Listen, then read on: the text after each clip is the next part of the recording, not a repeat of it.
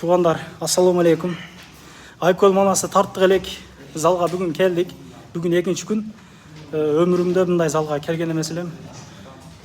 Балдар кішіпейлі екен. Бізге оқшаған жаң келген балдарды ешкім қинамайды екен. Қысқасы, жақшы. Тұрат ағайдың өмірлерін қойып қойдым. Тегілі. Біз қатталушылармен зал қылтас, құда қаласа мен видеоны тартқаннан кейін 2-3 күннен келдім.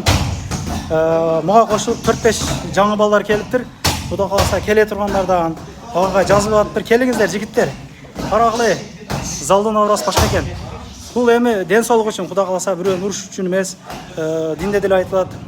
Алсыз момынға қарағанда алды момын алуға жағымдырақ деп құда қаласа денсаулықты шыңдау мақсатында бір әмі еркек кішкішіне денсаулықты шыңдап жүріш керек екенбізді қараңыздар ше. Қарағылы жақты маға. Көнішіп қалдым уже. Ағайын өмірлерін жазып қойды. Метро Таканскаяда зал.